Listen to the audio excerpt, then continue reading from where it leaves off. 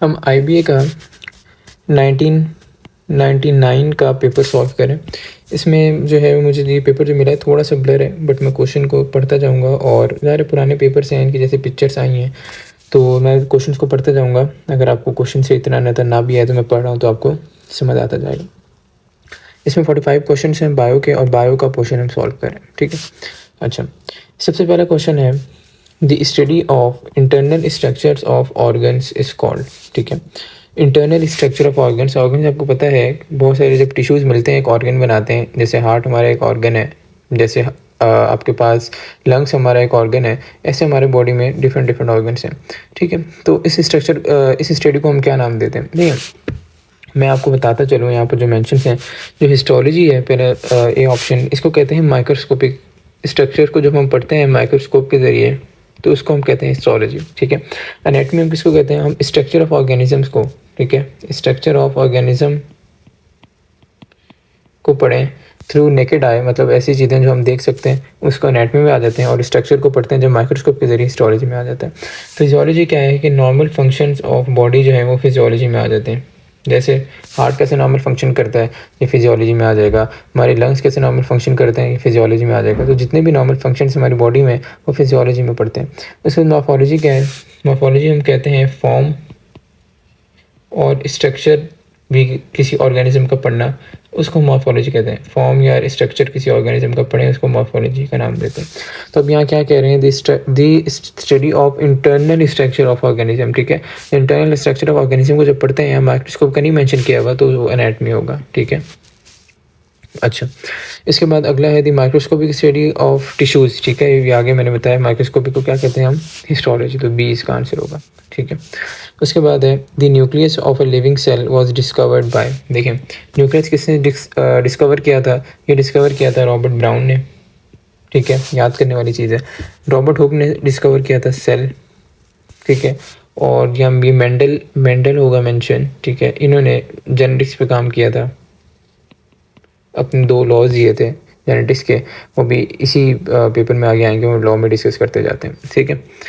तो ये तो हो गया आपके पास ये वाला MCQ नंबर 3। उसके बाद ये क्या मेंशन है ये समझ नहीं आ रहा बिल्कुल भी, बट ऐसा कोई साइंटिस्ट का वैसे भी लेस इंपॉर्टेंट होता है, बट जो है वो यहाँ पर जो साइंटिस्ट कुछ इंपॉर्टेंट है, जैसे रॉबर्ट हुक हो गया, रॉबर्ट ब्राउन हो गया, मेंडल हो गया, TH मॉर्गन, ये 5 6 7 साइंटिस्ट होते हैं। डार्विन हो गया, लिमार्क हो गया, ये साइंटिस्ट हैं, ये थोड़े से इंपॉर्टेंट होते हैं बस, ठीक है। अच्छा, इसके बाद है which of the following structures is absent in plant cell. अच्छा, प्लांट सेल में कौन से स्ट्रक्चर्स एब्सेंट होते हैं? पहले तो मैं आपको स्ट्रक्चर का यहाँ बताता चलूँ कि कौन सी स्ट्रक्चर है क्या। देखिए, सबसे पहले जो है वो आपके पास है सेंट्रियोल। सेंट्रियोल क्या करता है? ये स्पिंडल फाइबर्स बनाता है। जब आप माइटोसिस मियोसिस में पढ़ते हैं, जब क्रोमोसोम में, चले ब्लैंक पेज पे लेके चलता हूँ आपको, जब क्रोमोसोम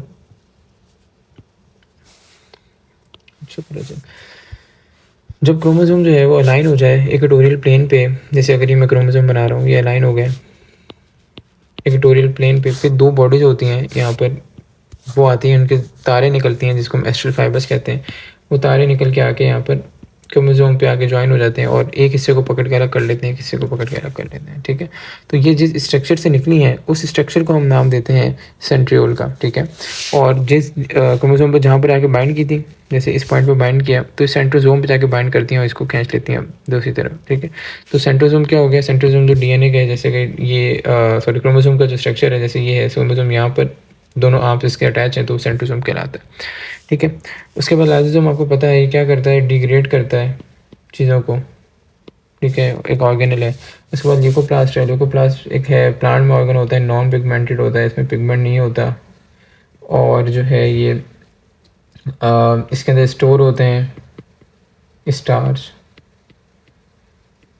प्रोटीन्स, ये स्टोर होते हैं, ठीक है। और ये यूजुअली रूट्स वगैरह में मिलता है, या स्टोरेज ऑर्गन जहाँ हो वहाँ ये मिलता है, ठीक है भाई। तो ये आपके पास हो गया ल्यूकोप्लास्ट। अब ये कह रहे हैं प्लांट में कौन से नहीं होगा? देखिए, प्लांट में सेंट्रियोल नहीं होता, ठीक है। प्लांट में सेंट्रियोल नहीं होता है, सिर्फ एनिमल सेल्स में होते हैं, और सेंट्रियोल जो है प्लांट में नहीं होता। और प्लांट के स्पिंडल फाइबर्स, एक स्पेशल प्लांट का अलग से स्ट्रक्चर होता है जिससे प्लांट के स्पिंडल फाइबर्स जो हैं वो निकलते हैं, ठीक है। इसको स्पिंडल अपरेटस का भी नाम दे देते हैं, ठीक है भाई। अच्छा भी अगला एमसीक्यू है, glucose is a good source of energy because, तो इसका आंसर जो है वो आपके पास होगा has high carbon link to hydrogen. देखिए जब भी CH बॉन्ड टूटता है, ये बॉन्ड ब्रेक होगा तब एनर्जी निकलती है। तो सबसे ज़्यादा आपसे एमसीक्यू पूछा जाता है सबसे ज़्यादा एनर्जी किस मॉलिक्यूल में होती है, तो फैट्स होते हैं, क्योंकि फैट में CH बॉन्ड बहुत ज़्यादा पाए जाते हैं, ठीक है। बट ज़ाहिर है ग्लूकोज में भी CH बॉन्ड हैं, कार्बन हाइड्रोजन, ग्लूकोज की कॉम्पोजिशन क्या है, कार्बन हाइड्रोजन ऑक्सीजन से मिलकर बनता है, तो कार्बन हाइड्रोजन के बीच में बॉन्ड मौजूद होते हैं, फैट के मुकाबले में ऑल्दो कम होते हैं बट होते हैं, तो CH बॉन्ड की वजह से इसमें एनर्जी होती है। तो एमसीक्यू नंबर 1 भी सिलेबस में है, 2 भी है, 3 भी है, ठीक है, 4 भी है और 5 भी है।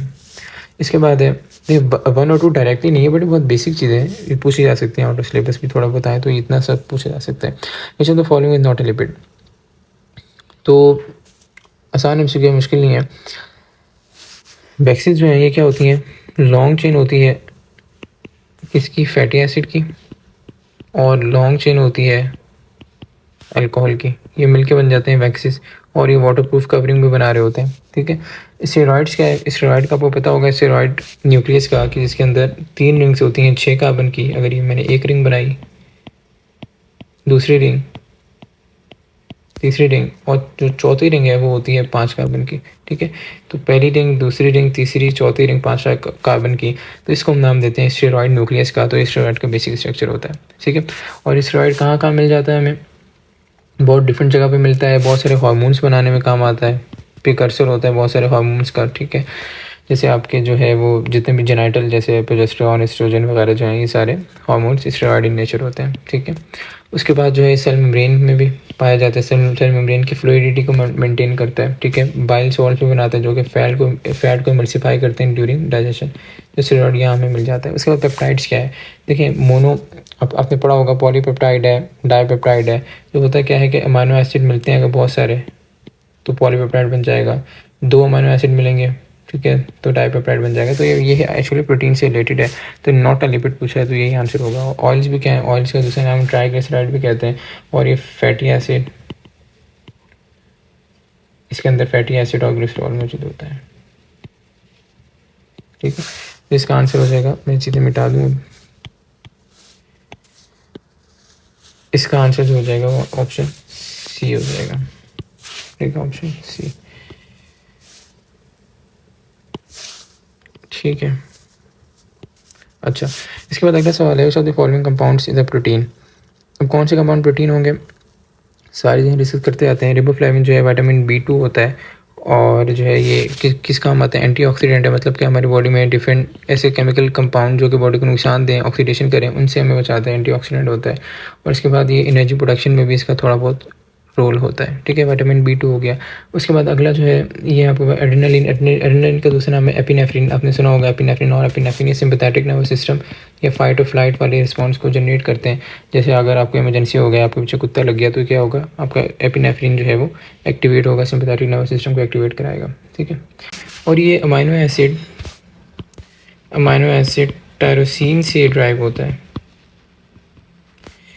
मैं अगर अमाइनो एसिड का बेसिक स्ट्रक्चर बनाऊँ तो अगर यहाँ पर होता है COH ग्रुप, ठीक है, बीच में होता है अल्फा कार्बन, दूसरी तरफ होता है NH2 ग्रुप, और एक तरफ रेडिकल लगा होता है। रेडिकल का मतलब कोई भी साइड चेन हो सकती है, एक तरफ हाइड्रोजन होता है। तो अगर हम अमाइनो एसिड में चेंजिंग कर दें, मैं मिसाल के तौर पर NH2 ग्रुप मिटा दूँ, यहाँ पर हम कोई और ग्रुप लगा दें, चेन्स लगा दें, ठीक है, डिफरेंट रिंग्स लगा दें, तो उससे हम करके कोई भी आप समझ लें कि हार्मोन बना लें, तो वो क्या होगा, उसको अमाइनो एसिड डेरिवेटिव कहेंगे, ठीक है। तो एड्रेनलिन उसमें आ जाता है। उसके बाद कोलेस्ट्रॉल है, कोलेस्ट्रॉल तो आपको पता है ये फैट्स का एक कंपोनेंट है, ठीक है। और इसके बाद हीमोग्लोबिन है, हीमोग्लोबिन प्रोटीन है जो कि कहाँ मिलती है, हमें ब्लड में मिलती है, और इसका काम है ऑक्सीजन को बाइंड करना और ट्रांसपोर्ट करना एक जगह से दूसरी जगह। तो यहाँ पूछा है प्रोटीन कौन सी है, तो हीमोग्लोबिन है, डी इसका ऑप्शन है। उसके बाद how many kinds of nucleic acid are found in the protoplasm, ठीक है, कितने काइंड के न्यूक्लिक एसिड मिलते हैं हमें न्यूक्लिक एसिड जो है वो 2 तरह के मिलेंगे, ज़ाहिर है, DNA और RNA। अब प्रोटोप्लाज्म क्या है, सेल मेम्ब्रेन के अंदर जितना भी हिस्सा, इसके अंदर क्या आ जाएगा, साइटोप्लाज्म प्लस न्यूक्लियस, इसमें क्या आ जाएगा, साइटोप्लाज्म में न्यूक्लियस, तो उसके अंदर हमें डीएनए कहाँ मिलेगा, न्यूक्लियस के अंदर। आरएनए कहाँ मिलेगा, ट्रांसफर आरएनए होता है जो कि हमें साइटोप्लाज्म में मिलता है। राइबोसोमल आरएनए कहाँ मिलेगा, राइबोसोम्स में मिलेगा। मैसेंजर आरएनए कहाँ मिलेगा, इन न्यूक्लियस के बन के बाहर आएगा राइबोसोम के ऊपर, तो ये फैले हुए होते हैं, तो आरएनए में मिलता है। तो अब न्यूक्लिक एसिड क्या है, न्यूक्लिक एसिड ऐसा स्ट्रक्चर है जो न्यूक्लियोटाइड से, छोटे यूनिट न्यूक्लियोटाइड से मिलकर बनता है। और न्यूक्लियोटाइड का अगर मैं आपको बेसिक स्ट्रक्चर बताऊँ तो 5 कार्बन शुगर होती है, ये 5 कार्बन शुगर बना लेते हैं, ठीक है, 5 कार्बन शुगर, ये कार्बन 1, ये 2, ये 3, ये 4 और यहाँ पे लगा होता है 5, ठीक है। कार्बन नंबर 1 पे लगा होता है नाइट्रोजनस बेस, कार्बन नंबर 5 पे लगा होता है फॉस्फेट। तो बेसिक स्ट्रक्चर है किसका, न्यूक्लियोटाइड का। नाइट्रोजनस बेस में क्या आ सकता है, एडेनिन हो सकता है, गोनिन, थाइमीन, यूरेसिल, ठीक है। उसके बाद एडेनिन हो गया, गोनिन हो गया, थाइमीन हो गया, यूरेसिल हो गया, और आपके पास हो जाता है साइटोसिन, ठीक है। तो ये आपके क्या हो गए, डिफरेंट नाइट्रोजनस बेस हो गए। तो ये तो हो गया आपका स्ट्रक्चर जो है वो न्यूक्लिक एसिड का। तो हमें 2 तरह के मिलते हैं, डीएनए और आरएनए, ठीक है। इसके बाद है the study of chromosome is called. अच्छा, क्रोमोसोम की स्टडी को सिंपल कैरियोटाइपिंग कहते हैं। बाकी चीज़ें क्या हैं, देखें, क्लोनिंग है। क्लोनिंग जो है ये है एक्चुअली ए सेक्सुअल रिप्रोडक्शन का ही एक मेथड है। ये सेक्सुअल रिप्रोडक्शन ऐसी रिप्रोडक्शन जिसमें 2 पेरेंट्स की इन्वॉल्वमेंट ना हो, एक ही पेरेंट की इन्वॉल्वमेंट हो, ठीक है। इसमें क्या करते हैं हम, इसमें हम लेते हैं कोई भी नॉर्मल सेल लेंगे, ठीक है, सेल ले लेंगे और उस सेल का क्या कर देंगे, न्यूक्लियस को रिमूव कर देंगे। जब हमने उसके न्यूक्लियस को रिमूव कर दिया, चलिए ब्लैंक पेज पे चलते हैं, वहाँ थोड़ा सा आराम से स्पेस होगा। हमने सेल लिया, सेल लेके उसका न्यूक्लियस जो है वो हमने कर दिया रिमूव। जब सेल का न्यूक्लियस हम रिमूव कर देंगे, फिर हम क्या करेंगे, हम ऐसे सेल लेंगे जिसका जो हम चाहते हैं कि वो वाले सेल जैसा हम बनाए नया क्लोन, तो हम उसका न्यूक्लियस निकाल के हमने दूसरा सेल लिया, ये सेल नंबर 1 है, ये सेल नंबर 2 है। हम सेल नंबर 2 जैसा बनाना चाह रहे हैं, जैसे कोई भी हम क्लोन बनाना चाह रहे हैं, वो ऐसे हम ऑर्गेनिज्म पे सेल लेंगे जिस जैसा हम बनाना चाह रहे हैं, ठीक है। हमने सेल नंबर 2 इससे लिया, इसका सेल लेके इसका न्यूक्लियस हम रिमूव कर देंगे। न्यूक्लियस रिमूव करके पहले वाले सेल में हम क्या कर देंगे, न्यूक्लियस इम्प्लांट कर देंगे, और न्यूक्लियस उसमें इम्प्लांट कर देंगे और उसको फिर ग्रो कराएंगे, नॉर्मल जैसे ग्रो होता है, और वो क्लोन बन जाएगा, ठीक है। तो ये तो आपका है क्लोनिंग का मेथड, ठीक है। अच्छा भाई, ये तो हो गया क्लोनिंग। उसको कैरियोटाइप मैंने बता दिया, क्रोमोसोम की स्टडी को कहते हैं। ट्रांसफॉर्मेशन क्या है, लेकिन ट्रांसफॉर्मेशन ऐसा प्रोसेस है जिसमें बैक्टीरिया जो है, बैक्टीरिया का हम सेक्सुअल रिप्रोडक्शन तो नहीं कह सकते, बट हम क्या ये कह सकते हैं कि इसमें जेनेटिक एक्सचेंज हो रहा है। बैक्टीरिया क्या करते हैं, अगर ये बैक्टीरिया है, इसके सराउंडिंग में कुछ जेनेटिक मटेरियल मौजूद है, बैक्टीरिया इसको ले लेगा और क्या करेगा, ट्रांसफॉर्मेशन का प्रोसेस कराएगा। उसके बाद प्रोटोटाइपिंग।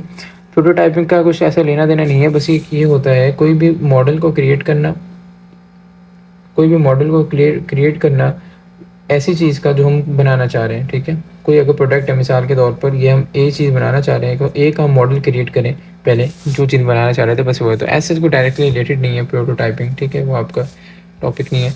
तो सिंपल क्या हो गया, कैरियोटाइपिंग इसका आंसर हो गया। अगला है a group of similar sales performing same function is called.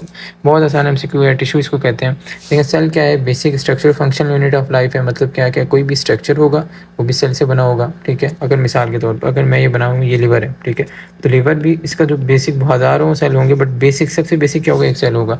और लिवर का जो फंक्शन परफॉर्म करे वो भी सेल ही परफॉर्म करे होंगे, बहुत सारे सेल मिलकर टिश्यू बना के, ऑर्गन बना के फंक्शन परफॉर्म करे होंगे। बहुत सेल मिलकर सेम फंक्शन परफॉर्म करें तो टिश्यू कहलाते हैं, ठीक है। बहुत सारे टिश्यू मिल जाएं और फंक्शन परफॉर्म करें वो कहलाता है ऑर्गन। जैसे मिसाल के तौर पर कौन से ऑर्गन होंगे, हार्ट ऑर्गन है, लंग्स ऑर्गन है, लिवर ऑर्गन है, ऐसे हमारे बॉडी में डिफरेंट ऑर्गन्स हैं, ठीक है। उसके बाद बहुत सारे ऑर्गन्स मिल के एक सिस्टम बनाते हैं जिसको हम ऑर्गन सिस्टम या सिंपल सिस्टम भी कह रहे होते हैं। जैसे मिसाल के तौर पर डाइजेस्टिव सिस्टम हम कह लें, इसके अंदर क्या क्या आ जाएगा, इसके अंदर आपके पास एसोफेगस भी आ जाएगा, इसके अंदर आपके पास स्टमक भी आ जाएगा, इसके अंदर स्मॉल इंटेस्टाइन भी आ जाएगी, लार्ज इंटेस्टाइन भी आ जाएगी, ठीक है। इसके अंदर आपके पास रेक्टम आ जाएगा, एनस आ जाएगा, ठीक है, ये सारी चीज़ें आ जाएंगी। तो क्या है, बहुत सारे ऑर्गन ने मिलकर एक सिस्टम बनाया जो क्या कर रहा है, वो सिस्टम डाइजेशन को परफॉर्म कर रहा है। तो ये डाइजेस्टिव सिस्टम हो गया। तो आंसर इसका क्या हो जाएगा भाई, बी आंसर हो जाएगा। तो अब एमसीक्यू नंबर 6 भी है, 7 भी है, और 8, 9, 10 ये सारे हैं सिलेबस में। Yeast reproduces by the process of. अच्छा, यीस्ट का पूछना चाह रहे हैं कौन से प्रोसेस से रिप्रोड्यूस करता है। तो यीस्ट का जो प्रोसेस है वो बडिंग होता है। अब बडिंग क्या है, अगर ये मिसाल के तौर पे यीस्ट है, ये छोटी सी आउटग्रोथ इससे निकलेगी, इसका जेनेटिक मटेरियल थोड़ा सा इसमें जाएगा और ये अलग हो जाएगा, ये बड, और ये अलग सेल जो है वो ग्रो होने लग जाएगा, तो ये बडिंग होता है। ठीक है, उसके बाद बाकी ऑप्शन क्या शो किया मैं, फ्रेगमेंटेशन मतलब क्या कि अगर ये कोई ऑर्गेनिज्म है ये हिस्सों में टूटे और ये अलग अलग सारे जो है उस जैसे बन जाए, फ्रेगमेंटेशन कहलाएगा। ठीक है, उसके बाद स्पोर फॉर्मेशन क्या है, ये ऐसा डोर्मेंट स्ट्रक्चर है मतलब जो अनफेवरेबल कंडीशन में बनेगा और बनने के बाद जब फेवरेबल कंडीशन आएगी तो ये नॉर्मल जो है वो ग्रो करने लग जाएगा। तो ये ऐसा एक सेक्सुअल रिप्रोडक्शन का मेथड है।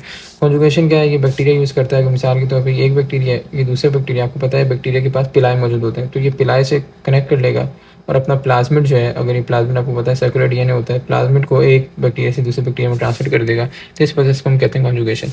तो ये इसके लिए क्या है भाई, बडिंग ऑप्शन है। उसके बाद है 2 turns of DNA molecule consist of nucleotides numbering. अच्छा,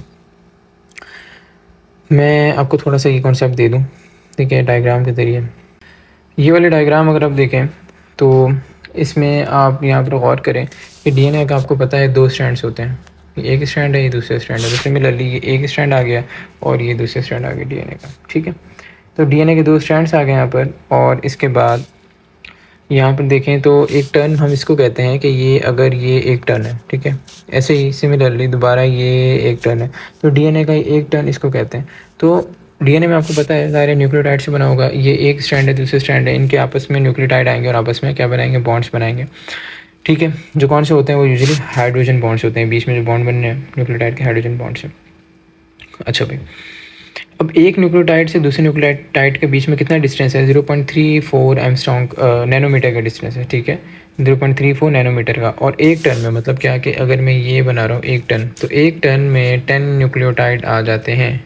0.34 इंटू जब 10 करेंगे तो 3.4 नैनोमीटर डिस्टेंस हो जाएगा एक टन में। तो 3.4 नैनोमीटर डिस्टेंस है आपके पास एक टन में। ठीक है, उसके बाद जो डिस्टेंस है दोनों न्यूक्लियोटाइड दोनों स्ट्रैंड्स के बीच में वो कितना होता है।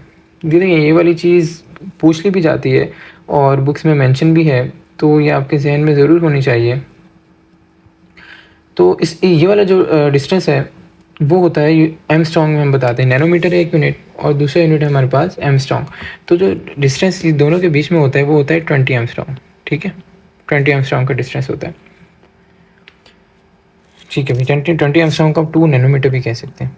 ठीक है, दोनों तरह से आप पूछा जा सकता है। तो अब ये कह रहे हैं एक टन में कितने न्यूक्लियोटाइड मौजूद होते हैं।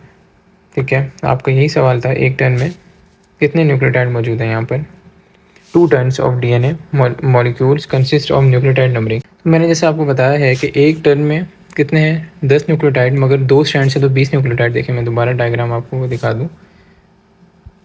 देखें ये 10 न्यूक्लियोटाइड एक टन में आ रहे हैं, तो ये एक टर्न में यहाँ से 10 आएंगे न्यूक्लियोटाइड, दूसरी साइड से भी ज़ाहिर है 10 न्यूक्लियोटाइड होंगे। तो हम काउंट भी अगर कर लें इनको तो 1 2 ये 1 ये 2 ये 3 ये 4 5 6 7 8 और ये पीछे छुपे हुए भी हैं। ठीक है, ये स्ट्रैंड के पीछे होंगे। तो 10 न्यूक्लियोटाइड होते हैं इस तरफ, 10 न्यूक्लियोटाइड दूसरी तरफ, तो कितने हो गए 20। 2 टन का बोल रहे हैं तो कितने हो जाएंगे 40। ठीक है, 40, और बट यहाँ पर 400 है, ये 40 होना चाहिए ऑप्शन। ठीक, तो ये हो गया आपका एमसीक्यू नंबर 12। उसके बाद पेनिसिलिन इज ऑब्टेन फ्रॉम, देखें पेनिसिलिन जो है फर्स्ट एंटीबायोटिक जो डिस्कवर हुई फंगस से ऑब्टेन की इन्होंने, बस ये याद करने वाली चीज़ है। Which of the following is multi cellular organism. ठीक है, मल्टी सेलुलर ऑर्गेनिज्म कौन सा है, ये आपके पास है अल्वा जो है मल्टी सेलुलर इन सारे ऑप्शन में। यूग्लिना जो है ये यूनिसेलुलर ऑर्गेनिज्म है। ठीक है, और यूग्लिना के पास ये फ्रेश वाटर में रहता है। ठीक है, फ्रेश वाटर में रहता है। और वल्वक्स जो है ये जो है आपके पास वोल्वॉक्स जो है ये आपके पास ग्रीन अलगी है। ठीक है, तो ए इसका ऑप्शन। अच्छा भाई, अगला है the nature of endosperm tissue formed in angiosperm is. अच्छा, अब एंडोस्पर्म टिश्यू कैसे बनता है, ये एक्चुअली बनता है। देखिए नॉर्मली क्या होता है प्लांट में, जब प्लांट का आप कह लें कि मेल का जो रिप्रोडक्टिव पार्ट है, जब पॉलन कह लें और एग कह लें मिलेगा, तो क्या बन जाएगा, डिप्लॉइड बन जाएगा, ज़ायगोट बना हुआ, आगे जो है पूरा डेवलपमेंट होगी। बट होता क्या है कि प्लांट में जब पॉलन और दो आपके पास न्यूक्लियाई हो गए, पोलर न्यूक्लियाई, मैं आपको दिखा देता हूँ डायग्राम में भी, ये जब मिलते हैं तो ट्रिप्लॉइड बन जाता है सेल, और इसको ट्रिप्लॉइड सेल को हम एंडोस्पर्म का नाम भी देते हैं, जो ये नरिशमेंट भी प्रोवाइड करता है। ठीक है, सीड को। तो ये जो है हम इस डायग्राम में देखते हैं, ठीक है। देखें ये कुछ न्यूक्लियस हैं, ये आ गया आपके पास पोलर न्यूक्लियाई, ठीक है। ये दो 2 इन नंबर्स हैं पोलर न्यूक्लियाई, और कुछ आएंगे आपके पास, आप कह लें कि पोलन आके वो तो फ्यूज़ कर जाएंगे एग के साथ और वो मिल जाएगा जाइगोट। और कुछ पोलन आएंगे इनसे फ्यूज़ करके क्या बना लेंगे, ट्रिप्लॉइड। क्यों? क्योंकि ये 2 हैं, ये 2 इन नंबर है, और एक क्या हो गया पोलन, तो 3 बन जाएंगे, तो ट्रिप्लॉइड हो जाएगा n + n + n 3n, ठीक है। तो इसलिए ट्रिप्लॉइड कह रहे हैं, ठीक है। वो ये ट्रिप्लॉइड बन जाएगा फिर आपके पास एंडोस्पर्म, ठीक है। उसके बाद यहाँ पर ये एंटीपोडल न्यूक्लियस, ठीक है। ये क्या करता है, ये इसका फंक्शन एक्चुअली बहुत नोन नहीं है, बट ये सपोर्ट प्रोवाइड करता है, बस ये इतना ही नोन है। उसके बाद एक और न्यूक्लियस है जिसे ये मेंशन है यहाँ पर, सिनर्जिड्स, ठीक है। यहाँ पर ये मेंशन है सिनर्जिड्स, ठीक है, ये 2। तो सिनर्जिड्स का फंक्शन क्या है कि क्या करते हैं, फर्टिलाइजेशन भी होती है, मतलब क्या कि पोलन और एग का मिलना, इसको गाइड करते हैं। पोलन ट्यूब से फर्टिलाइजेशन का पूरा कराना इसको गाइड करते हैं, ठीक है। तो डिफरेंट ये आपके पास मौजूद होते हैं ओवरी में प्लांट फीमेल के, ठीक है। तो ये हो गया डिप्लॉयड। अच्छा, अब कौन से एमसीक्यू हैं कौन से नहीं, देखें 11 जो है ये इसका है, ऐसे तो नहीं है बट पता हो तो अच्छी बात है। उसके बाद ये वाला एमसीक्यू है, ये वाला है 13, उसके बाद 14 नहीं होगा, ठीक है, और 15 भी नहीं होगा, ठीक है। इसके बाद अब आगे देखते हैं, in protozoa organs of reproduction are, protozoa जो है क्या होते हैं एक्चुअली, एनिमल लाइक प्रोटिस्ट को हम प्रोटोजोआ नाम देते हैं। ऐसे ऑर्गेनिज्म यूनिसेलुलर हों, एनिमल वाले करेक्टर रखते हों, उनको हम नाम दे देते हैं प्रोटोजोआ का। अभी कह रहे हैं कि इनके लोकोमोशन, इन प्रोटोजोआ ऑर्गन लोकोमोशन क्या होते हैं, तो ऑल ऑफ दीज होगा। इनमें कुछ प्रोटोजोआ में सूडोपोडिया भी होता है, कुछ में सीलिया, कुछ में फ्लैजिला, ठीक है। तो ये जो है, जैसे मिसाल के तौर पर सीलिया क्या है, सीलिया हेयर लाइक एक प्रोजेक्शन होती है जो कि इनकी लोकोमोशन में हेल्प करती है, जैसे पैरामीशियम में होता है, ठीक है। उसके बाद फ्लैजिला क्या है, फ्लैजिला विप लाइक है, और ये किस में हो सकता है, जैसे यूग्लिना में हो सकता है। उसके बाद सूडोपोडिया क्या होता है, एक्चुअली साइटोप्लाज्म एक्सटेंड करता है। जैसे ये अगर कोई ऑर्गेनिज्म है, इसका साइटोप्लाज्म यहाँ पुश कर जाए, साइटोप्लाज्म यहाँ पुश होकर ये ऐसा बन जाए, तो ये एक्चुअली क्या करा, आगे मूवमेंट करा है। तो ये सूडोपोडिया जो है एक्चुअली कोई अलग से ऑर्गेनल या अलग से कोई स्ट्रक्चर नहीं है, बट ये क्या है, साइटोप्लाज्म की ही आगे एक्सटेंशन हो रही है, ठीक है। और ये किस में हमें मिलेगा, ये एक्चुअली मिल जाता है हमें अमीबा में। तो ये सारे क्या हैं, ये सारे प्रोटिस्ट हैं, तो ऑल ऑफ दीज। बस वो 17 है, transpiration is a process of loss of water from. अब ट्रांसपायरेशन क्या होता है, वाटर एवोपरेट करता है प्लांट के सरफेस से, तो इसको हम कहते हैं ट्रांसपायरेशन। यूजुअली कहाँ से होता है, अराउंड 80 to 90% स्टोमेटा से होता है, क्योंकि प्लांट की सरफेस पे होते हैं ज़्यादातर, लोअर सरफेस पे भी लोअर सरफेस पे होते हैं, बट अपर सरफेस पे भी हो सकते हैं, ठीक है। उसके बाद जो है कुछ स्टेम से भी कर सकती है ट्रांसपरेशन। तो इन शॉर्ट इसका आंसर क्या होगा, लीव्स ऐसा पक्का नहीं है, मैंने बताया स्टेम से भी हो सकती है, स्टोमेटा तो चले लीव्स में होंगे, स्टेम तो नहीं है। उसको ग्रीन पार्ट्स ऑफ प्लांट, इसका कोई लेना देना नहीं है। ग्रीन पार्ट्स ऑफ प्लांट का मतलब है क्लोरोफिल वाला पार्ट जो है, यहाँ पर फोटोसिंथेसिस होगी। लोअर सरफेस ऑफ लीफ, ठीक है, लोअर सरफेस ऑफ लीफ पे स्टोमेटा ज़्यादा तो यही मौजूद होते हैं, बट मैंने बताया कुछ अपर सरफेस पे भी होते हैं स्टोमेटा, तो वो भी इस ऑप्शन में नहीं आएंगे, और कुछ जो स्टेम है वो भी नहीं आएगी, तो एक्सपोज सरफेस ऑफ प्लांट हो जाएगा, डी इसका ऑप्शन होगा। इसके बाद how many factors are there in an ecosystem. देखें इकोसिस्टम में हमारे पास 2 तरह के फैक्टर्स मौजूद होते हैं। अब इनको हम नाम क्या देते हैं, ये तो या तो होते हैं, ब्लैंक पेज पे चलते हैं, या तो ये फैक्टर्स होते हैं एबायोटिक। एबायोटिक का मतलब क्या है कि ऐसे फैक्टर्स, ऐसे non living part of world जिनका इफेक्ट किस पे हो, जिनका इफेक्ट हो लिविंग ऑर्गेनिजम्स के ऊपर, इसको हम कहते हैं एबायोटिक। अब इसमें क्या क्या चीज़ें आ जाएंगी, जैसे क्लाइमेट आ गया, ठीक है, और क्या आ जाएगा इसके अंदर, सॉइल होगी, सॉइल की कंपोजिशन, सॉइल की पीएच, ठीक है। उसके बाद क्या हो जाएगा, वाटर अवेलेबिलिटी। उसके बाद क्या हो जाएगा, लाइट हो जाएगी। उसके बाद एयर क्वालिटी हो सकती है। तो ये सारी चीज़ें क्या है, ये एक्चुअली नॉन लिविंग कंपोनेंट है, बट इनके लिविंग पे इफेक्ट होता है। क्लाइमेट का जैसे टेम्परेचर इफेक्ट होगा, सॉइल का ज़रूर होगा, प्लांट्स पे इफेक्ट, वाटर का होगा, वाटर नहीं होगा तो जानदार मर जाएंगे। उसके बाद आपके पास लाइट का होगा, फोटोसिंथेसिस परफॉर्म होगा तो पूरी ज़िंदगी चलती है, एयर क्वालिटी का होगा, ठीक।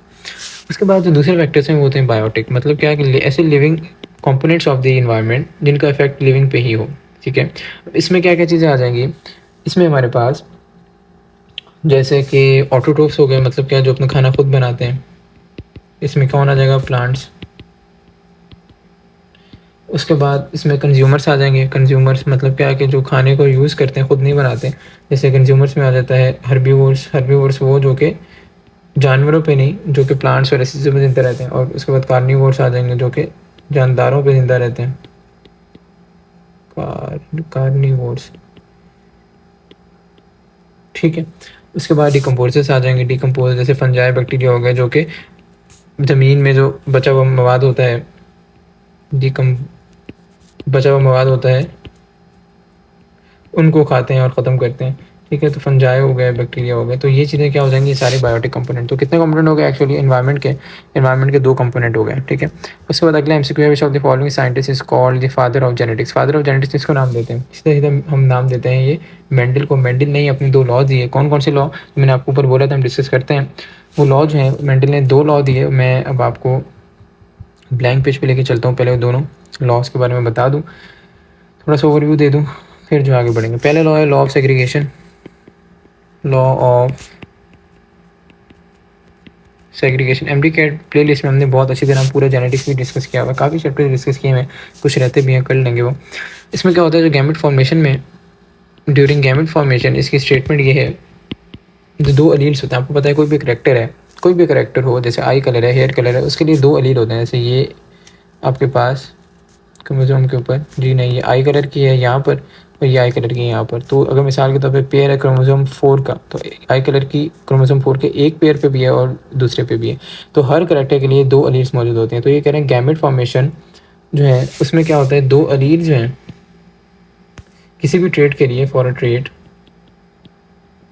ये क्या हो जाती हैं, सेपरेट हो जाती हैं, अलग हो जाती हैं, ताकि हर गैमेट में एक अलील जाए इसकी।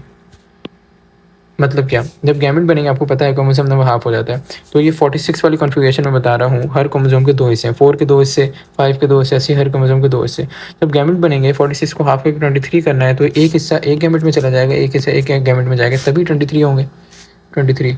तो आपने क्या देखा है यहाँ पर, ये जो आई कलर की इस वाले अलील पे इन्फॉर्मेशन मौजूद थी, ये अलग गैमेट में चली गई, और इस वाले पे जो इन्फॉर्मेशन मौजूद थी अलग गैमेट में चली गई। तो ये क्या कहलाया, ये एक्चुअली कहलाया है लॉ ऑफ सेग्रीगेशन। उसके बाद दूसरा लॉ इन्होंने दिया, लॉ ऑफ इंडिपेंडेंट असॉर्टमेंट, ठीक है। ये क्या कह रहे थे, अलील फॉर डिफरेंट ट्रेड्स। ये कहते हैं अलील जो हैं ट्रेड्स के लिए, ट्रेड्स का मतलब कोई भी चीज़, आई कलर हो गया, हेयर कलर हो गया, कोई भी ऐसे करेक्टर है उसके लिए, ये क्या होते हैं, ये डिस्ट्रीब्यूट हो जाती हैं, और डिस्ट्रीब्यूटेड किस में, गैमेट्स में, टू गैमेट्स इंडिपेंडेंटली, ठीक है। मतलब क्या कि अगर अलील्स हैं, ये जैसे मैंने दोबारा बनाऊँ, ये आई कलर की अलील है क्रोमोसोम नंबर 4 के ऊपर, ये अलग आई कलर की, तो इंडिपेंडेंटली चली जाएंगी। ऐसा नहीं है कि जो है आपके पास, आपको पता है कि क्रॉसिंग ओवर भी होती है, मियोसिस के तरीके गैमेट्स बनते हैं, क्रॉसिंग ओवर भी होती है। तो कुछ हिस्सा इस क्रोमोसोम का इस पर भी जा सकता है, कुछ इसका इससे भी जा सकता है। ये सारा इंडिपेंडेंट होता है। ज़रूरी नहीं है कि अगर मिसाल के तौर पर ये वाले यहाँ पर एक आई कलर की इन्फॉर्मेशन मौजूद है, ये मौजूद है, इसी क्रोमोसोम पे समझ लें हेयर कलर की भी इन्फॉर्मेशन मौजूद है, तो ज़रूरी नहीं है सारे एक साथ जाएँ, आई कलर हेयर कलर के एक साथ जाएँ, आई कलर हेयर कलर के एक साथ जाएँ। ये भी हो सकता है क्रॉसिंग ओवर के ज़रिए में कुछ इन्फॉर्मेशन इस वाले पेयर की इसमें चली जाए, कुछ इन्फॉर्मेशन इस वाले पेयर की इसमें आ जाए। तो क्या हुआ एक्चुअली, वो जो क्रोमोसोम पे एक ही क्रोमोसोम पे एक ही जो आपका पेयर है उस पर जो इन्फॉर्मेशन मौजूद है वो सारे एक ही गैमेट में एक साथ जाएँ, तो इंडिपेंडेंट भी जा सकती है। तो ये इसका मतलब है, ठीक है। तो अब एमसीक्यू था ये वाला actually, which of the following scientist genetics के जो फादर कहलाते हैं मेंडल होते हैं। अब लेमार्क ने क्या किया, लेमार्क में थ्योरी ऑफ एक्वायर्ड करेक्टर या एवोल्यूशन में उन्होंने बताया कि जो भी ऐसे करेक्टर जो कि किसी के फादर या एंसेस्टर्स में आ गए तो अगली जनरेशन में चलते रहते हैं, इन्होंने ये कहा। डार्विन ने नेचुरल सिलेक्शन की थ्योरी दी। इन्होंने कहा कि भाई जो सर्वाइवल ऑफ द फिटेस्ट वाला जो फिनोमिना है, मतलब जो इन्वायरमेंट सबसे अच्छा कोप अप करेगा वही सर्वाइव कर पाएगा, बाकी सारे ख़त्म हो जाएंगे, ठीक है। उसके बाद रॉबर्ट हुक ने क्या किया, सेल को डिस्कवर किया, तो सी इसका ऑप्शन है। उसके बाद दी स्टडी और development of living organism is called. देखिए ये सिंपल है, एम्ब्रियोलॉजी, ठीक है। एम्ब्रियोलॉजी कहते हैं, मॉर्फोलॉजी मैंने बताया, फॉर्म ऑफ स्ट्रक्चर को हमने पहले एमसीक्यू में डिस्कस किया। फिजियोलॉजी हम कहते हैं जो normal functioning of living organism है उसको कहते हैं। बैक्टीरियोलॉजी बैक्टीरिया की स्टडी को, तो जो बच्चा बन रहा होता है, बच्चा माँ के पेट में होता है, उस पूरे स्टडी को कि कौन से वीक में क्या हो रहा है, क्या चीज़ हो रही है, एम्ब्रियोलॉजी का नाम देते हैं। तो अब है आपके पास 16 जो है ये नहीं होगा सिलेबस में, उसके बाद 17 है, उसके बाद 18 नहीं है, उसके बाद 19 है, और 20 ये बहुत बेसिक है, आई थिंक आपको इतना पता होना चाहिए, तो 20 भी होगा। उसके बाद बायोलॉजी डील्स विद, बहुत ईजी एमसीक्यू है। बायोलॉजी किससे डील करती है भाई?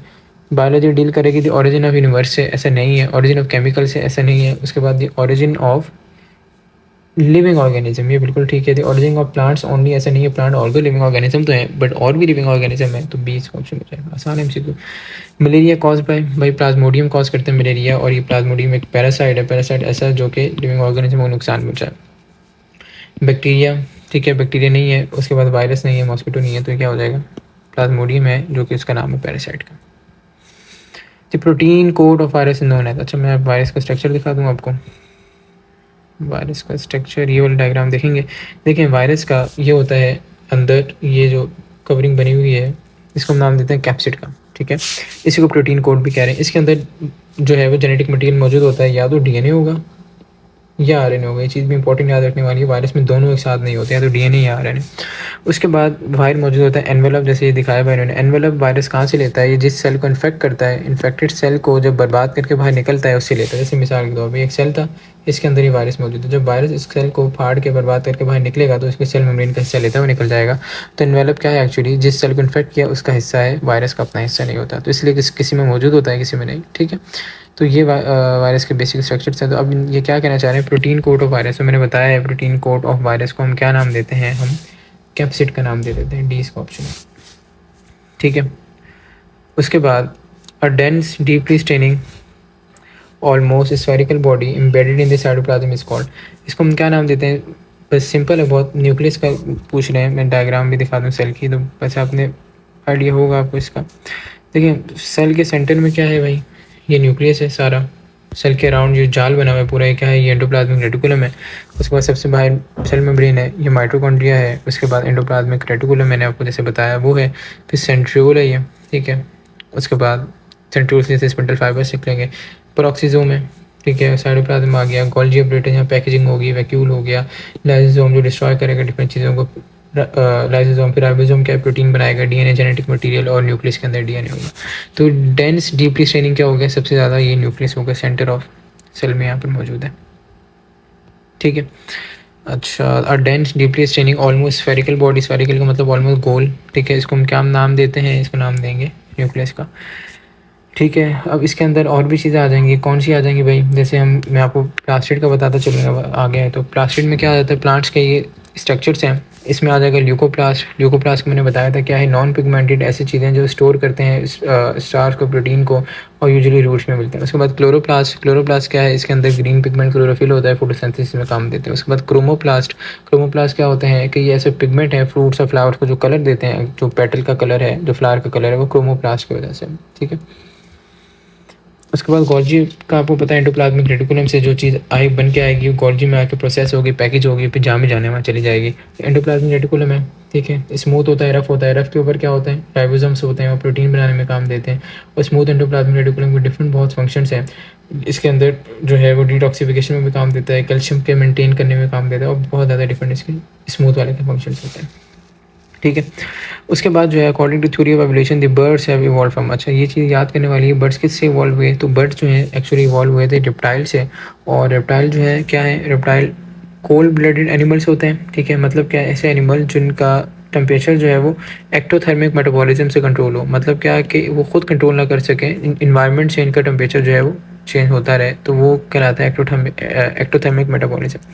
उसके बाद स्केली स्किन होती है, मतलब इनके ऊपर स्केल की तरह, जैसे स्केल की तरह लाइंस वगैरह मौजूद होती हैं। एग लेइंग होते हैं। इनके बाद लंग्स मौजूद होते हैं फॉर गैसेज एक्सचेंज, ठीक है। तो ये रेप्टाइल्स आपके पास हो गया। उसके बाद अब मैं बता दूँ कौन से एमसीक्यू हैं। ये वाला एमसीक्यू ठीक है, कर सकते हैं आप, आसान है। मलेरिया वाला नहीं है वैसे तो, बट कॉजिंग एजेंट पता हो तो इतना आई थिंक इंपॉर्टेंट होगा। उसके बाद ये एमसीक्यू बिल्कुल बनता है। उसके बाद जो है वो ये वाला एमसीक्यू भी है, ठीक है, और ये वाला एमसीक्यू भी है। उसके बाद ये ग्रासेस बिलोंग टू फैमिली, ये छोड़ दें, ये नहीं होगा। उसके बाद कॉमन एग्जांपल ऑफ, ये भी छोड़ दें।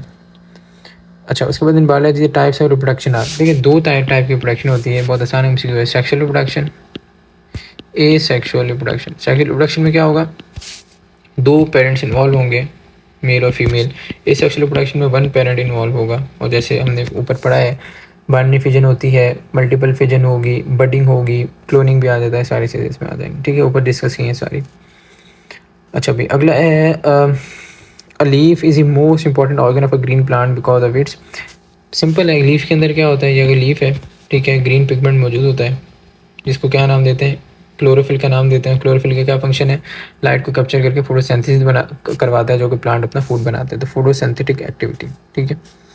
उसके बाद blood grouping in human is due to, ये भी बहुत आसान है, मल्टीपल एलील्स। कॉन्सेप्ट में इसका आपको यहाँ बता देता हूँ। देखिए ब्लड ग्रुपिंग का जो कॉन्सेप्ट है वो कंट्रोल होता है मल्टीपल एलील से। अब मल्टीपल एलील्स क्या भला है ये देख लेते हैं।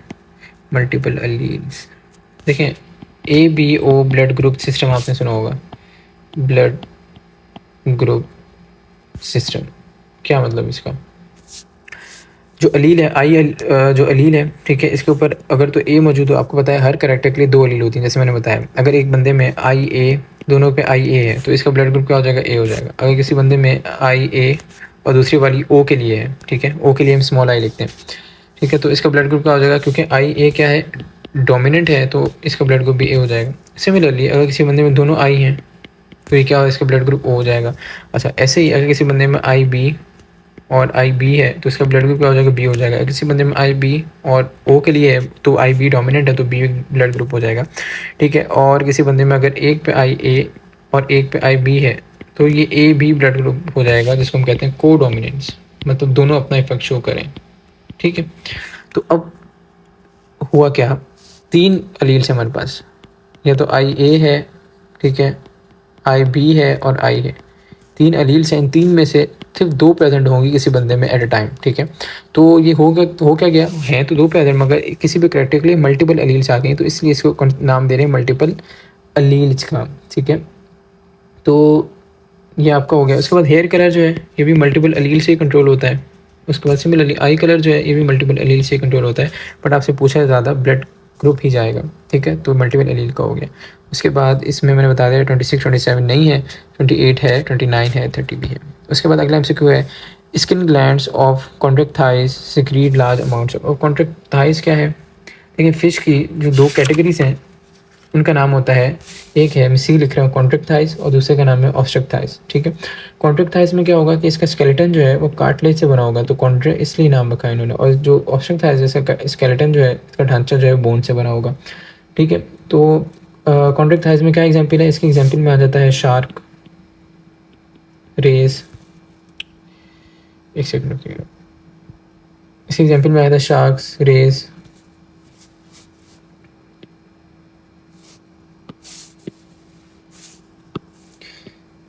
ठीक है, और इसमें आ जाएगा आपके पास स्केट्स, ये इसकी कॉमन एग्जांपल है। ऐसे ही जो ऑब्स्ट्रक्ट था इसके एग्जांपल में आ जाते हैं सैल्मन, उसके बाद गोल्ड फिश भी आ जाती है, ठीक है, और भी होती हैं बट कॉमन एग्जांपल्स हैं, ठीक है। अब दोनों कॉन्ट्रैक्ट थाइज हों ऑब्स्ट्रक्ट थाइज हों, ये अपने जो स्किन पे, जो इनके स्किन पे ग्लैंड्स हैं, इसके ज़रिए सिक्रीट करते हैं म्यूकस को। म्यूकस क्या करेगा, इनकी प्रोटेक्शन करेगा, एक फ्लूइड नुमा स्ट्रक्चर है, प्रोटेक्शन करेगा, इनके फ्रिक्शन से बचाएगा, वाटर में रिमूव करें। उसके बाद हाइड्रेट रखेगा, मॉइस्ट रखेगा इनकी स्किन को, ठीक है, ताकि डिहाइड्रेशन ना हो। तो क्या सिक्रीट करें, एक्चुअली डी ऑप्शन होगा म्यूकस। उसके बाद ये organ of locomotion in Euglena, ठीक है। अब यूग्लिना का लोकोमोशन का ऑर्गन क्या है, तो वो होता है फ्लैजिलम। अब मैं यूग्लिना का आपको स्ट्रक्चर दिखा दूँ। अच्छा ये देखें, ये स्ट्रक्चर है यूग्लिना का, ठीक है। इसके पास ये फ्लैजिलम देखें निकला हुआ है, तो ये फ्लैजिलम है, ये चीज़ हमने देखनी है बस। तो ये इसका हो गया आपके पास फ्लैजिलम। मैं आपको सीरोपोड को बता चुका हूँ, ठीक है। सीरोपोडिया क्या होता है, साइटोप्लाज्म की एक्सटेंशन होती है, बाकी का हमारा लेना देना नहीं है। तो ये हो गया आपका। उसके बाद विच प्लांट इज इंसेक्टिवोर, ये छोड़ दें, ये आपका सिलेबस में नहीं है। उसके बाद the function of life include, अच्छा लाइफ में क्या क्या चीज़ें होती हैं, देखें फोटोसिंथेसिस कौन परफॉर्म करता है, प्लांट परफॉर्म करते हैं, तो ये प्लांट भी क्या है, लिविंग ऑर्गेनिजम्स हैं, तो लाइफ है।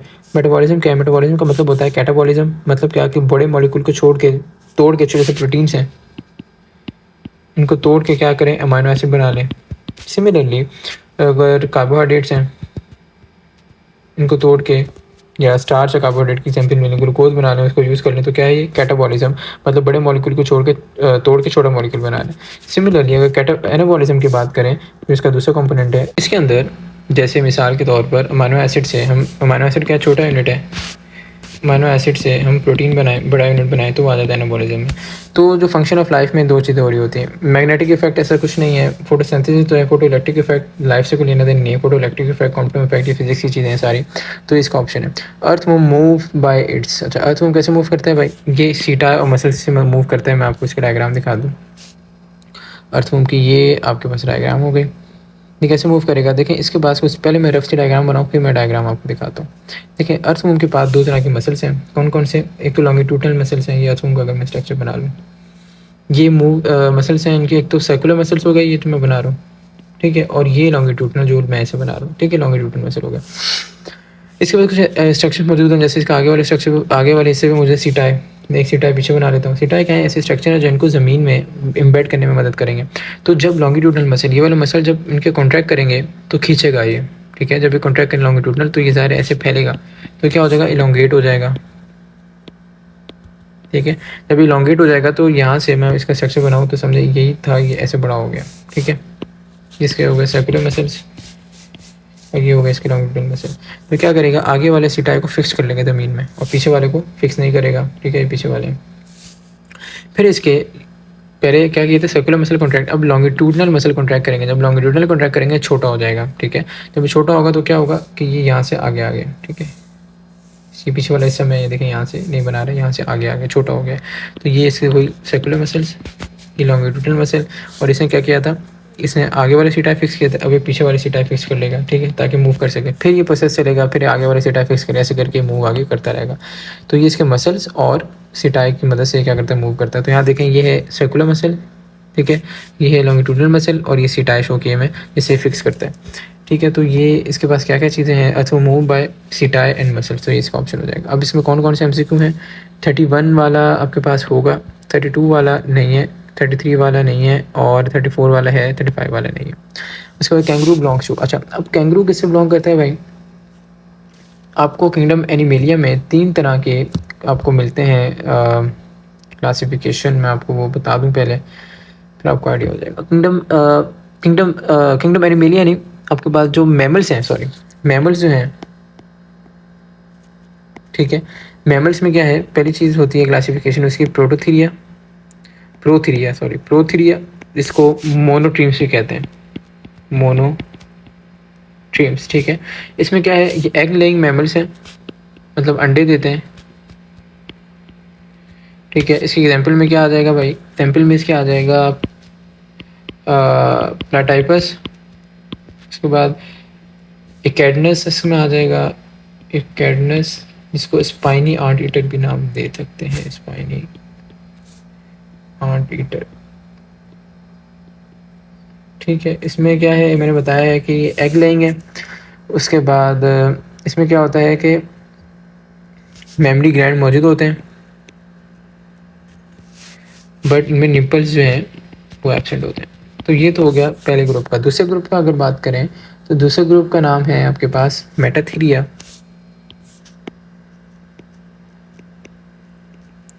जिसका मार्सूपियल्स जिसका दूसरा नाम है, ठीक है। और इसमें क्या होता है भाई कि ये अंडर डेवलप यंग चिल्ड्रन को बॉर्न करते हैं। अंडर डेवलप यंग चिल्ड्रन मतलब क्या कि अंडर डेवलप होता है और बाहर आके फिर तो अपनी डेवलपमेंट कंप्लीट करता है, ठीक है। यंग चिल्ड्रन जो है उनको बॉर्न करते हैं, ठीक है। और अपनी वो डेवलपमेंट कहाँ कंप्लीट करता है, पाउच में कंप्लीट करता है, जो कि फीमेल पे फीमेल ने जिसने बॉर्न किया है इस बच्चे को, उसके बॉडी में वो पाउच मौजूद होता है। इसकी एग्जांपल क्या आ जाएगी, इसकी एग्जांपल आ जाएगी कैंगरू, कोलास और पैसम, ठीक है। उसके बाद जो है अगला है यूथीरिया, इसको प्लेसेंटल भी कहते हैं। ये जो हम लोग हैं ह्यूमन्स हैं इसी में आते हैं, ठीक है। इसमें क्या होता है कि जो जैसे हम लोग हैं प्रॉपर डेवलपमेंट कंप्लीट हो चुकी होती है माँ के पेट में, और उसके बाद ये डेवलपमेंट कंप्लीट हो चुकी है तो उसके बाद ये बॉर्न होते हैं। इस एग्जांपल में क्या आ जाएगा, सबसे बड़ी एग्जांपल ह्यूमन्स, डॉग हो जाएंगे, वेल हो जाएगी, एलिफेंट्स हो जाएंगे, ठीक है। तो सवाल किसका है भाई, कैंगरू का है। कैंगरू किस में आ रहा है, मेटाथीरिया में आ रहा है। अच्छा भाई, कैंगरू बिलोंग टू मेटाथेरिया, बाकी भी समझा चुका हूँ मैं। उसके बाद sugar is stored in the liver as, भाई शुगर स्टोर होती है ग्लाइकोजन की फॉर्म में, स्टार्च का है प्लांट के स्टोरेज फॉर्म में, सेलुलोज प्लांट के सेल वॉल में मौजूद होता है, माल्टोज का एक डाइसेक्राइड है जो कि 2 ग्लूकोज के मिलने से बनता है, ठीक है, तो सी ऑप्शन। उसके बाद study of various relationship of living things to each other and the environment is called. अच्छा भाई, इसको इकोलॉजी का नाम देते हैं क्या, कि लिविंग थिंग्स और इनके एनवायरनमेंट में जो रिलेशनशिप बना रहे हैं इसको इकोलॉजी का नाम देते हैं। मैं आपको मॉर्फोलॉजी बता चुका हूँ क्या है, फॉर्म और शेप की स्टडी, ठीक है, और मैं आपको फिजियोलॉजी बता चुका हूँ क्या है, कि नॉर्मल फंक्शनिंग की स्टडी। और जो सोशियोलॉजी है ये होती है सोसाइटी की स्टडी, सोशल बिहेवियर्स की स्टडी, मतलब लोगों से लेना देना, ये सारी चीज़ें जो उसमें सोशियोलॉजी में आ जाती है, ठीक है, तो इकोलॉजी इसमें आंसर होगा। Photosynthesis is a phenomena which converts, अच्छा फोटोसिंथेसिस में क्या होता है भाई, लाइट एनर्जी आती है, उसको केमिकल एनर्जी में कन्वर्ट कर लिया जाता है, जैसे हम ग्लूकोज वगैरह बनाते हैं, तो लाइट एनर्जी आई और केमिकल एनर्जी में कन्वर्ट कर लिया है, तो ऑप्शन हो जाएगा डी। और फोटोसिंथेसिस की इक्वेशन भी मेंशन कर लेते हैं, क्या होता है भाई, ग्लूकोज आपके पास कार्बन डाइऑक्साइड होती है, वाटर होता है, इससे क्या बन जाएगा आपके पास, ग्लूकोज बन जाएगी, ऑक्सीजन बन जाएगी, ठीक है, बैलेंस कर लेंगे इक्वेशन को। अच्छा भाई, उसके बाद है आपके पास herbivores depend on a diet composed of, अच्छा हर्बीवोर्स क्या है एक्चुअली, ये हर्बीवोर्स ऐसे हैं जो प्लांट्स वगैरह पे ग्रो कर रहे हैं, जो एनिमल्स पे ग्रो नहीं करते, तो इनकी डाइट में क्या होता है भाई, इनकी डाइट में कार्बोहाइड्रेट्स होते हैं, जो प्लांट में ग्रो करेंगे तो फैट्स और प्रोटीन तो नहीं ले सकते, ज़्यादा प्लांट्स में स्टार्च वगैरह की सोच फॉर्म होती है, तो कार्बोहाइड्रेट्स होते हैं। इसमें आपका MCQ नंबर 36 भी है, 37 भी है, 38 भी है, 39 भी है और 40 भी है, ठीक है। उसके बाद excretory system of grass hopper consist of, अब ग्रास हॉपर का एक्सक्रीटरी सिस्टम जो है वो मेल्फिजियन ट्यूब से बना होता है, अब मैं आपको दिखा दूँ, मेल्फिजियन ट्यूब्स यहाँ पर ये देखें, ये आपको थोड़ी ब्लर होगी डायग्राम, तो ये मेल्फिजियन ट्यूब्स हैं, जैसे ये शो की हुई हैं, ठीक है, तो ये क्या है, ये एक्सक्रीटरी सिस्टम अपना वेस्ट यहाँ से इन ट्यूब्स की तरह निकालते हैं। अब जो नेफ्रीडिया है, नेफ्रीडिया किस में होता है भाई, मुलस्क में होगा, उसके बाद एनिलीड्स में होगा, ठीक है, तो इनमें नेफ्रीडिया होता है और ये एक्सक्रीटरी सिस्टम है इनका, ये परफॉर्म करता है। उसके बाद जो है आपके पास फ्लेम सेल हैं, ये होते हैं प्लेटफॉर्म्स में, मतलब प्लाटा हेलमिंथस में, और इनके पास होता है सीलिया होता है, जो कि जो फ्लूइड है, वेस्ट है, उसको ड्रॉ कर लेता है अंदर फ्लेम सेल्स में, नेटवर्क ऑफ ट्यूब्यूल्स में, और वहाँ से फिर वो आउटसाइड बॉडी भेज देता है, तो ये मैकेनिज्म है। किडनीज तो आपको पता है हम लोगों में होती हैं जैसे, तो इसका आंसर हो जाएगा बी। उसके बाद है the pituitary gland attach to the base of, अच्छा ये पिट्यूटरी ग्लैंड हम पढ़ चुके हैं काफ़ी दफ़ा, हाइपोथैलेमस से अटैच होता है, मैं दिखा देता हूँ आपको डायग्राम भी थोड़ा विजुलाइज हो जाए। हाइपोथैलेमस जो है, इससे नीचे देखें, ये आपके पास पिट्यूटरी ग्लैंड जो है नीचे अटैच है, ये पोस्टीरियर पिट्यूटरी एंटीरियर पिट्यूटरी। इसके बाद हाइपोथैलेमस के बाद न्यूरो सिक्रीटरी सेल्स होते हैं, न्यूरो का मतलब है कि ये ब्रेन का पार्ट है, सिक्रीटरी सेल का मतलब कुछ सिक्रीशन करेगा, तो ये सिक्रीशन करता है EDH और ऑक्सीटोसिन हार्मोन की, जो कि पोस्टीरियर पिट्यूटरी में स्टोर कर लेता है।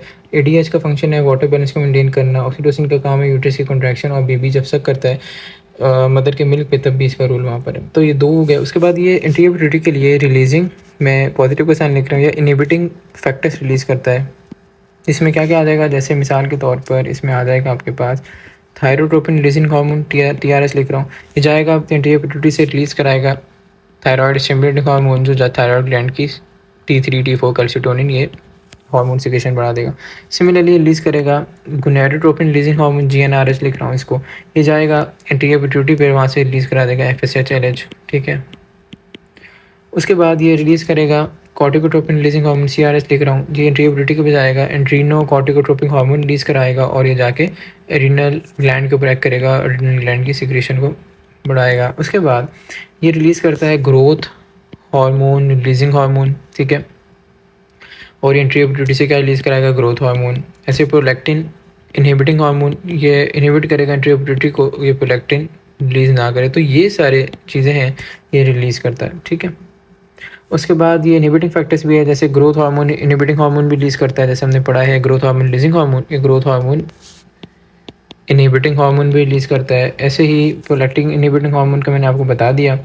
उसके बाद प्रोलैक्टिन रिलीजिंग हार्मोन भी रिलीज़ करता है, ठीक है, ये चीज़ें सारी रिलीज़ कर सकते हैं। तो ये हो गया आपके हाइपोथैलेमस से नीचे क्या अटैच है भाई, पिट्यूटरी ग्लैंड, ये MCQ था। तो ये पिट्यूटरी ग्लैंड कहाँ अटैच है, थी बेस ऑफ हाइपोथैलेमस। उसके बाद fish liver oil is a rich source of, अब फिश लिवर ऑयल जो है पहले तो है क्या, ये ड्राइव होता है भाई, कहाँ से लिया जाता है, ये लिया जाता है फ्रॉम लिवर ऑफ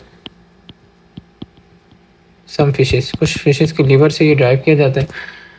उसके बाद इसका फंक्शन क्या है कि भाई ये इसके अंदर होता है, रिच सोर्स होता है ओमेगा 3 फैटी एसिड का। ओमेगा 3 फैटी एसिड क्या है कि ये हार्ट की हेल्थ के लिए, ये ब्रेन की हेल्थ के लिए बहुत ज़रूरी है और इन्फ्लेमेशन को भी किसी हद तक कम करता है।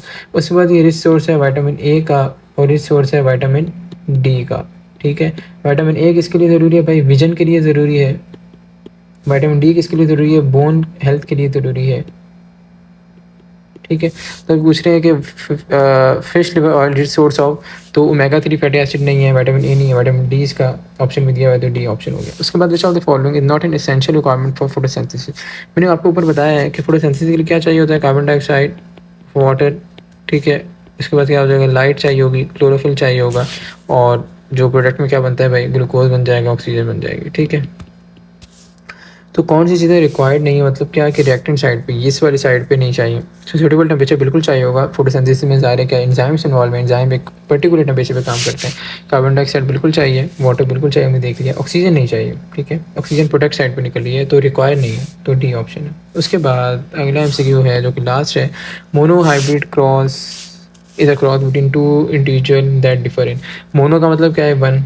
ठीक है, तो single trade, simple option. But इसमें होता क्या है, मेंडल ने जो लॉ दिए, मेंडल ने दो क्रॉस भी उन लॉ के जरिए बनते हैं, जो मोनोहाइब्रिड और डाईहाइब्रिड क्रॉस। मोनोहाइब्रिड क्रॉस में हम क्या करते हैं, जैसे मिसाल के तौर पर हम ले लें कोई भी दो ट्रेड्स के डिफरेंस, जैसे सिंगल ट्रेड के डिफरेंस, जैसे हम हाइट की बात कर लें, तो अगर कोई टॉल है जिसको कैपिटल टी से रिप्रेजेंट कर दें, उसके बाद दोनों अलील टॉल की हैं, उसके बाद कोई डॉर्फ है छोटे हाइट है, इसको स्मॉल टी से रिप्रेजेंट कर दें, तो इनका आपस में क्रॉस कराएं तो क्या कराएगा? मोनोहाइब्रिड। अगर सिमिलरली हम दो क्रॉस और ले लेते हैं, अगर टॉल और राउंड सीड वाले ले लें, ऐसे डॉर्फ और रिंकल्ड सीड स्मॉल आर से रिप्रेजेंट कर रहा हूँ, तो ये क्या हो जाएगा? ये एक्चुअली हो जाएगा आपके पास डाईहाइब्रिड क्रॉस। तो ये मेंडल के दो क्रॉसेज हैं, तो ये सिंगल ट्रेड इसमें इसका ऑप्शन हो जाएगा। ठीक है, तो इसमें कौन कौन से हैं आपके पास? 41 नहीं है, 42 है, 43 भी वैसे तो नहीं है, उसके बाद 44 है और 45 है। ठीक है, तो ये IBA का आपके पास 1999 का जो पेपर है वो हमने सॉल्व कर लिया, बायो का पोर्शन। बाकी पोर्शन भी इंशाल्लाह डिफरेंट वीडियोस में सॉल्व कर लिए जाएंगे।